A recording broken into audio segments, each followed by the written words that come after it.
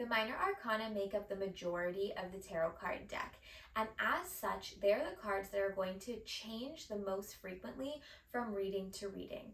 The minor arcana give us really beautiful guidance and insight into what is going on now. And again, they will change because they are based on what is going on in your life, what you need to know at this time. The major arcana are more of life themes. So you may notice that you very frequently pull the same major card in multiple different readings.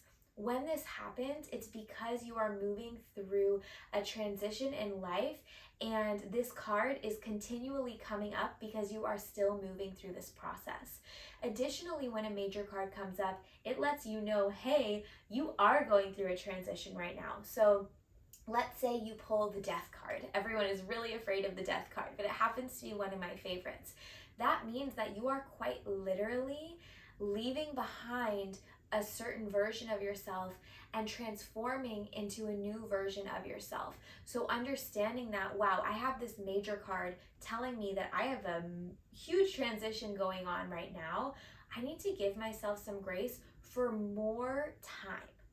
If you pulled a minor card, such as the Ten of Swords, which also indicates the end of a cycle, very similar to the Death card, but because it's a minor card, you might only be in that energy for about a week or two. If you pull the Death card, similar meaning, but it's a major card, you know this is a life theme, so it might be hitting me a little bit deeper, I might be feeling a little bit more sensitive, or I might be in this transition for a little bit longer. So understanding that minor cards are more about the immediate things going on in your life. They're likely going to change more frequently from reading to reading. Major cards are about life themes, things that are kind of an overarching energy that is tapping in or affecting your life at this time. Now, you can use minor cards and major cards, obviously with their definitions, right? With the description of each card, as well as what you receive through your channel and through your clairs and through your intuitive knowing. But you can also use these cards as time cards. So if you pull a card and you want to ask, when am I going to fall in love, right? And you get a minor card, that means that the number on that card, so 3 of Pentacles, will likely be the amount of time. Now, the challenge comes in with, is it 3 days, 3 weeks, 3 months, 3 years, 3 decades, right? So that's up to you to check in with your intuition. Okay, does this feel really immediate, or does it feel a little bit later down the line? For me personally, most of the time when I pull time cards with minor cards, it's months. The reason for that is because I think our spiritual team likes to give us a little bit of time to implement the action or implement the guidance that we are receiving, but that might be different for you. So check in with yourself. It might change every time you do a reading. Maybe sometimes you're picking up, oh no, this is 3 days, and then sometimes you're picking up, this is 3 years. There is no right or wrong, but the number on the card is going to be the amount of time. It's just what type of time, days, months, weeks, years, or decades. And again, trust yourself in that.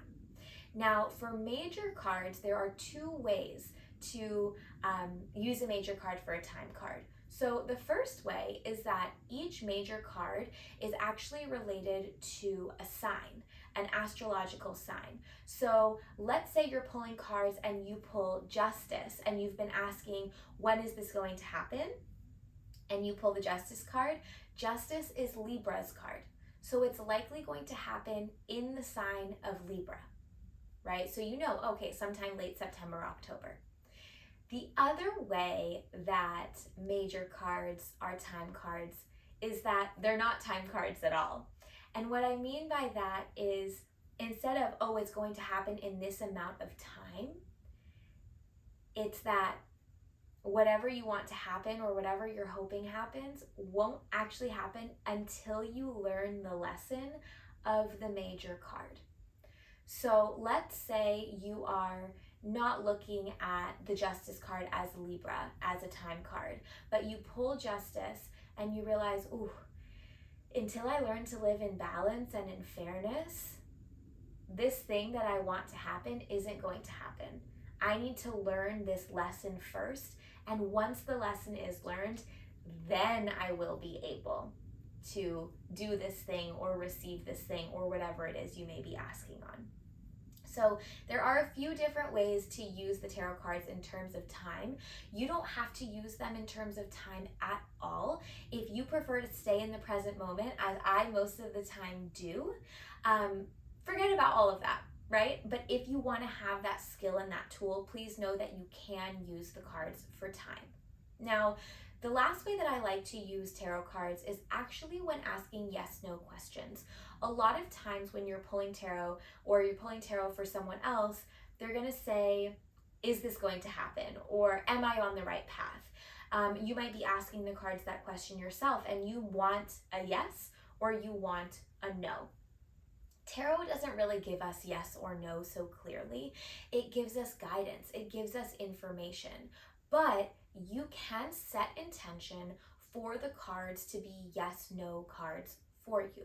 So what I mean by this is give each suit a definition.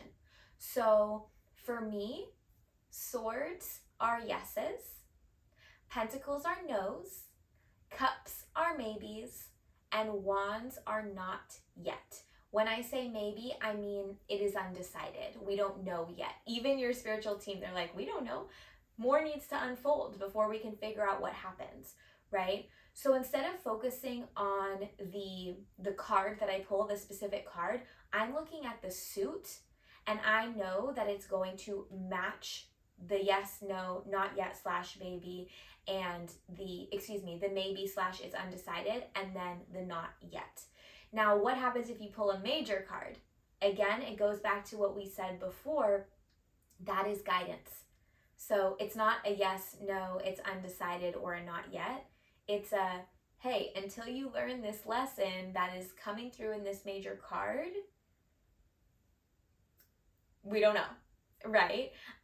So it's more about you need to learn this. It's not a yes, no, a maybe. It's this is your lesson in it. But again, if this feels very complicated or feels too definitive for you, don't practice this. I just want to give you this tool. So just to recap the yes, no, you are going to assign a definition to each suit. You can make those up yourself. It doesn't have to be the same as mine. For me, again, swords are yeses, pentacles are nos, cups are it's undecided or maybes, and wands are the not yet. Major cards are none of that matters. You need to learn this lesson at this time. So that's a few ways to work with the major and the minor cards. We're going to break down the deck for you even further in just a little bit.